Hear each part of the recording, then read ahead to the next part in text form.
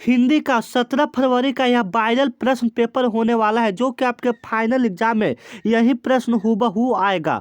तो यहाँ यह सिर्फ उसका डेमो है, और अंतिम में वायरल पेपर प्रश्न आपको कैसे लेना है वो भी हम आपको बताएंगे, ठीक है। उसके लिए क्या तरीका है वो भी फ्री में आपको हम बताएंगे। तो इसमें जो भी प्रश्न है जो कि आपके लिए काफ़ी इंपॉर्टेंट है, ठीक है। जैसे में आपका यहाँ पर प्रश्न है कि जो पर के अधीन है, जो पर के अधीन है उसके लिए एक शब्द क्या है। तो उसके लिए एक शब्द है पराधीन है। यह 2025 का 17 फरवरी का हिंदी का इम्पोर्टेंट मोस्ट वायरल डेमो प्रश्न होने वाला है, ठीक है। यह सिर्फ आपको हम डेमो देने की कोशिश कर रहे हैं कि ऐसा ही प्रश्न आएगा, ठीक है। अगर आप ओरिजिनल पेपर लेना चाहते हैं वायरल का, तो आपको हम बताएंगे कैसे लेना है, तो वीडियो को पूरा देखिए, ठीक है। कुआं खोदना मुहावरे का अर्थ क्या है। कुआं खोदना मुहावरे का अर्थ क्या है। तो कुआं खोदना मुहावरे का अर्थ क्या है। तो हानि पहुंचाने का यत्न करना। कुआं खोदना, कोई बोलता है ना कि कुआं खोदना मुहावरे का अर्थ क्या है। तो हानि पहुंचाने का यत्न करना, ठीक है। चलिए, छ का उच्चारण स्थान क्या होता है। छ का उच्चारण स्थान, तो छ का उच्चारण स्थान क्या होता है। तो तालु होता है। छ का उच्चारण स्थान क्या होता है, तालु होता है। बी ऑप्शन यहाँ पर बिल्कुल करेक्ट हो जाएगा, ठीक है। इसी प्रकार से हम अगले क्वेश्चन की तरफ से चलते हैं कि महाजौसवी का संधि विच्छेद क्या है।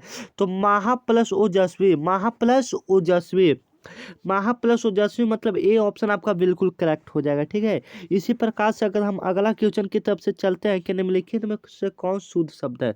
शुद्ध का मतलब आप लोग समझ रहे हैं कौन सा शुद्ध शब्द है। तो यहाँ से जो आप ये चारों में से देखिए कि कौन सा शुद्ध शब्द है, ठीक है। शुद्ध का मतलब कि उसका जो अर्थ होता है वह एक, मतलब उसका एक अर्थ निकले, जैसे में गुप्त होता है, ठीक है। यहाँ पर शुद्ध शब्द कौन हो जाएगा, गुप्त हो जाएगा। आपको वायरल पेपर प्रश्न कैसे लेना है, तो डिस्क्रिप्शन में एक लिंक आपको मिलेगा टेलीग्राम का, उस टेलीग्राम में आपको जुड़ जाना है, वहीं पर फाइनल वायरल पेपर आपको दिया जाएगा, ठीक है। तो वीडियो को सबसे पहले पूरा देख लीजिए ताकि आपके लिए काफ़ी इंपॉर्टेंट रहे, ठीक है। गिरोह शब्द कौन सा संज्ञा है। गिरोह जो शब्द है वह कौन सा संज्ञा है। तो गिरोह शब्द कौन सा संज्ञा है। तो जो गिरोह शब्द है वह कौन सा है, तो समूहवाचक है। गिरोह कौन सा है, समूहवाचक है। सी ऑप्शन आपका बिल्कुल करेक्ट हो जाएगा, ठीक है। नारी शब्द है। नारी कौन सा शब्द है। तो नारी कौन सा शब्द है, तो स्त्रीलिंग है। ए ऑप्शन आपका बिल्कुल करेक्ट हो जाएगा। नारी कौन सा शब्द है, तो स्त्रीलिंग हो जाएगा। ये काफी इंपॉर्टेंट है, ठीक है। चलिए, घर से लौटता हुआ लड़का किस काल का उदाहरण है। ये आप लोग कमेंट में बताइए, ठीक है। घर से लौटा हुआ लड़का किस कारक का उदाहरण है, ठीक है। अपादान का मतलब क्या होता है, मतलब कोई भी चीज अलग होता है। संबंध का मतलब कि उससे संबंध स्थापित कर रहा है, ठीक है। अधिकरण में पर होता है, ठीक है। संप्रदान से होता है, ठीक है। संप्रदान कारक है। घर से लौटा हुआ लड़का क्या है, तो संप्रदान कारक है, ठीक है। चलिए, वे देखता है किस काल का उदाहरण है। वे देखता है किस काल का उदाहरण है, तो कौन सा काल का उदाहरण है, तो वर्तमान काल का उदाहरण है। ए ऑप्शन आपका बिल्कुल करेक्ट हो जाएगा। वे देखता है किस काल का उदाहरण है, तो वर्तमान काल का उदाहरण है, ठीक है। विमुख शब्द में उपसर्ग क्या है।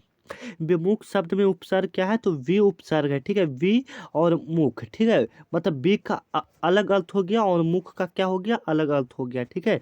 चलिए, भारतीय संविधान का निर्माता किन्हें कहा जाता है। भारतीय संविधान का निर्माता किन्हें कहा जाता है, तो भीमराव अंबेडकर को कहा जाता है। बी आर अम्बेडकर को कहा जाता है, ठीक है। जो भारतीय संविधान का निर्माता कहे जाते हैं वो कौन है, बी आर अम्बेडकर, ठीक है।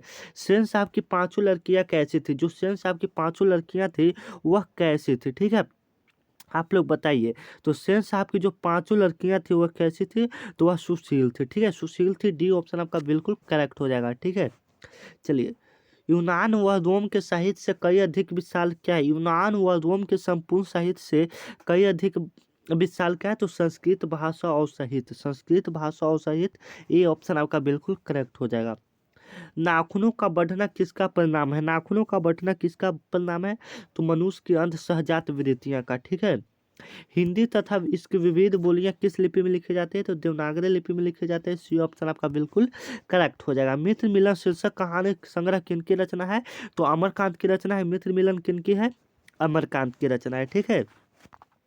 लेखक की पत्नी के रिश्तेदार किस दिन आए थे। जो लेखक की पत्नी था उसके रिश्तेदार किस दिन आए थे, ठीक है। आप लोग बताइए। तो रविवार के दिन आए थे। किस दिन आए थे, रविवार के दिन आए थे, ठीक है। रविवार के दिन आए थे। ए ऑप्शन करेक्ट हो जाएगा, ठीक है। लेखक रामविलास शर्मा कब से कब तक भारतीय प्रगतिशील लेखक संघर्ष के रहे, तो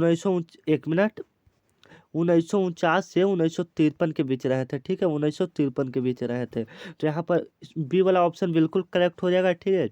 इसी प्रकार से हम अगला चलते हैं, तो क्या कह रहा है कि दद्वांता भौतिकवाद मनुष्यों की चेतना को आर्थिक संबंधों से मानते हुए इसकी सापेक्ष स्वतंत्रता, यह किसकी पंक्ति है? तो किसकी पंक्ति है तो आप लोग बताइए, ठीक है। तो यह किसका है आप लोग बताइए, तो यह है परंपरा का मूल्यांकन का, ठीक है।